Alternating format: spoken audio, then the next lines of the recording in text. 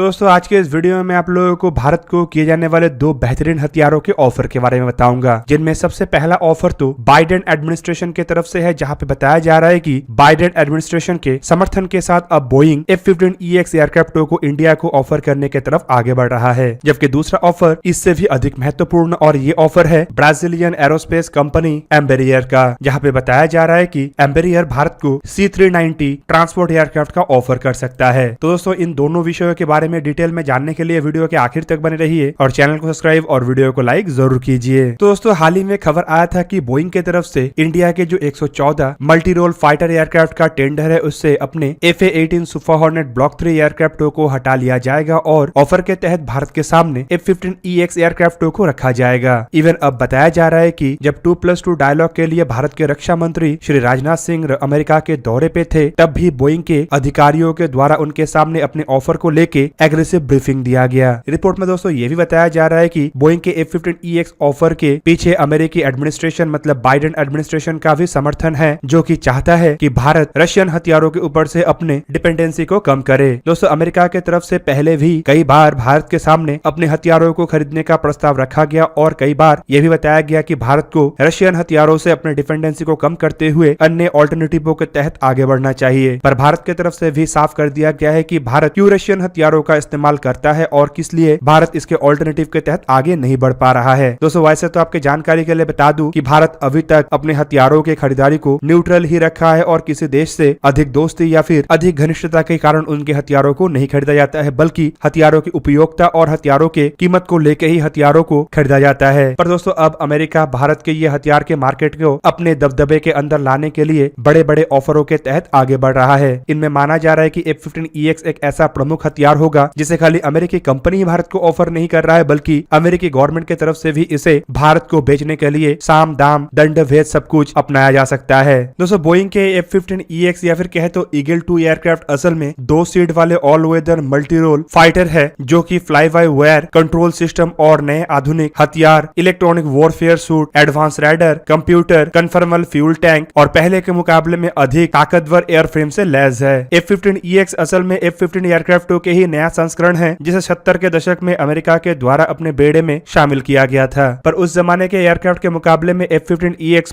पूरी आधुनिक एयरक्राफ्ट है और इसे आप एक आधुनिक एयरक्राफ्ट के साथ आसानी से कंपेयर कर सकते हैं। रिपोर्ट के मुताबिक F-15EX एयरक्राफ्ट इससे पहले के F-15 के वर्जन मतलब F-15E एयरक्राफ्टों के मुकाबले में करीब 28% अधिक पेलोड को कैरी कर सकता है। इवन इसके अलावा इसमें इमीडिएट प्रोसेसर जो कि ओपन मिशन सिस्टम आर्किटेक्चर से लैस है उसे भी लगाया गया है। एडवांस बैटलफील्ड मैनेजमेंट सिस्टम भी इस एयरक्राफ्ट में इंटीग्रेट किया गया है। बोइंग की तरफ से दोस्तों ये भी क्लेम किया जाता है कि F-15EX एक ऐसा एयरक्राफ्ट है जो कि भविष्य में भी आधुनिक टेक्नोलॉजियों से लैस हो सकता है और ये इंश्योर कर सकता है कि भविष्य में इसे अपग्रेड करते हुए भविष्य के एयरक्राफ्ट के बराबर में रखा जा सके। दोस्तों बोइंग कंपनी को अमेरिकी गवर्नमेंट की तरफ से पहले ही इन एयरक्राफ्टों को भारत को ऑफर करने के अप्रूवल दिया जा चुका है। आपके जानकारी के लिए बता दूं कि बोइंग को अप्रूवल मिलने के बाद भी खबर आया था कि बोइंग इन एयरक्राफ्टों को अधिक एग्रेसिव तरीके से भारत के लिए सामने लाएगा। पर अब खबर ये भी आ रहा है कि बोइंग इन एयरक्राफ्टों को इतना अधिक तवज्जो दे रहा है कि इस टेंडर के लिए पहले ऑफर किया गया FA-18 सुपर हॉर्नेट जैसे एयरक्राफ्टों को भी विड्रॉल कर सकता है। पर बोइंग का चैलेंज यही पे ही कम नहीं होगा, बल्कि बोइंग को और भी कई तरीके के चैलेंजों का सामना करना पड़ेगा, जिनमें कई देशों के अन्य एडवांस फाइटर एयरक्राफ्ट भी शामिल है। जैसे कि स्वीडन की तरफ से भारत को इस टेंडर के तहत ऑफर किया गया साब JS-39 ग्राइफिन E जैसे एयरक्राफ्ट से शुरू करके रशिया की तरफ से ऑफर किया गया मिकोयान MiG-35 और सुखोई Su-35 जैसे एयरक्राफ्ट भी शामिल है। इवन दोस्तों इस टेंडर में बोइंग को सबसे अधिक टक्कर तो फ्रांस के डैसॉल्ट एविएशन की तरफ से निर्माण किया हुआ राफेल एयरक्राफ्टों के द्वारा ही दिया जा रहा है, जो पहले के टेंडर को भी जीता था और भारत को 36 राफेल एयरक्राफ्टों का भी सप्लाई कर चुका है। इसके अलावा यूरोप के यूरोफाइटर टाइफून भी F-15EX के सामने एक बहुत बड़ा चैलेंज है, जबकि अमेरिकी कंपनी लॉकहीड मार्टिन भी बोइंग को इस टेंडर में चैलेंज कर रहा है और लॉकहीड मार्टिन की तरफ से भारत को F-21 जैसे एयरक्राफ्टों का ऑफर किया गया है। दोस्तों अब चलिए वीडियो का दूसरा अपडेट मतलब एम्बेरियर कंपनी की तरफ से भारत को ऑफर किए जाने वाले C-390 एयरक्राफ्ट के बारे में जानते हैं। तो दोस्तों रिपोर्टों में बताया जा रहा है कि Brazilian aerospace and defence group Embraer के एक उच्च अधिकारी की तरफ से इंडियन मीडिया को इंटरव्यू देते हुए बताया गया है कि उनके कंपनी नेत्र एवेक्स प्रोग्राम के तहत एडिशनल डील को हासिल करने का प्रयास कर रहा है। मतलब उनके कंपनी की तरफ से भारत को नेत्र प्रोग्राम के अंतर्गत और एडिशनल एयरक्राफ्टों को सप्लाई करने के डील को हासिल करने का प्रयास किया जा रहा है। दोस्तों यहाँ पे आपके जानकारी के लिए बता दूं कि डीआरडीओ के जो नेत्र एवैक्स प्रोग्राम है उसमें प्लेटफॉर्म के रूप में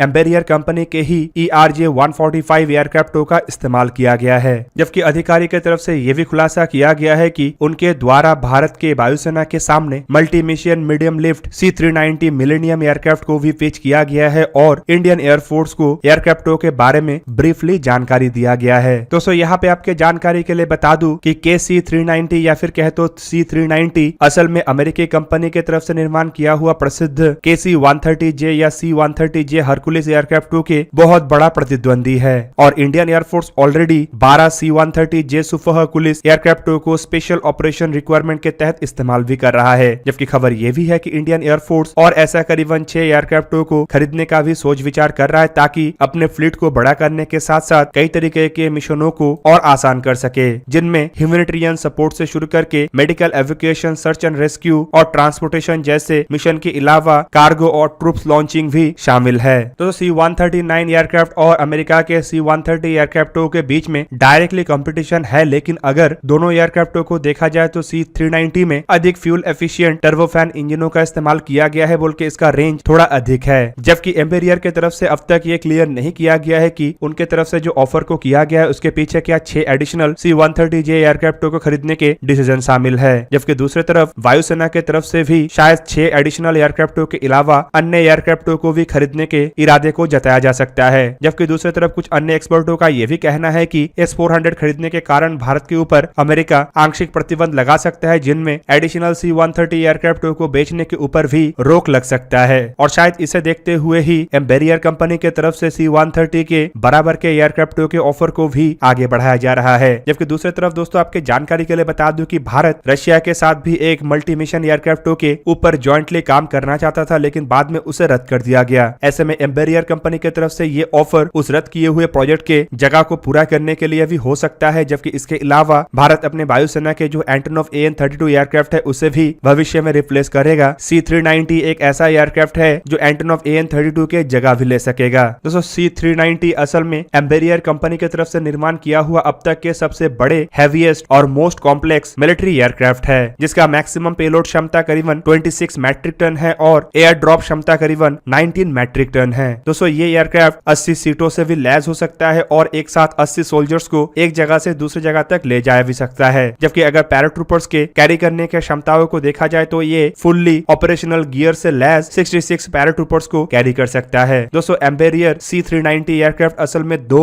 टर्बोफैन इंजनों से लैस है, जो basically IAE V2500E5 turbofan engine है, जिन इंजनों में से हर एक इंजनों का क्षमता करीब करीब 139.4 किलोन्यूटन है। दोस्तों यहाँ पे आपके जानकारी के लिए ये भी बता दूं कि फिलहाल ब्राजीलियन एयरफोर्स की तरफ से ऐसे 22 एयरक्राफ्टों को खरीदने का ऑर्डर दिया गया है, जिनमें 5 एयरक्राफ्टों का डिलीवरी हुआ है। जबकि हंगेरी की तरफ से साल 2020 में 2 ऐसे एयरक्राफ्टों के ऑर्डर किया गया है और साल 2019 में पोर्तुगल की तरफ से C-130 एयरक्राफ्टों को रिप्लेस करने के लिए 5 ऐसे एयरक्राफ्टों को खरीदने का ऑर्डर दिया गया है। तो दोस्तों ये था आज का वीडियो। अगर आपको वीडियो अच्छा लगा तो लाइक कीजिए और मेरे चैनल को सब्सक्राइब कीजिए और साथ में बना हुआ बेल आइकन को भी प्रेस कर दीजिए ताकि आप मेरा वीडियो देख पाए सबसे पहले। जय हिंद।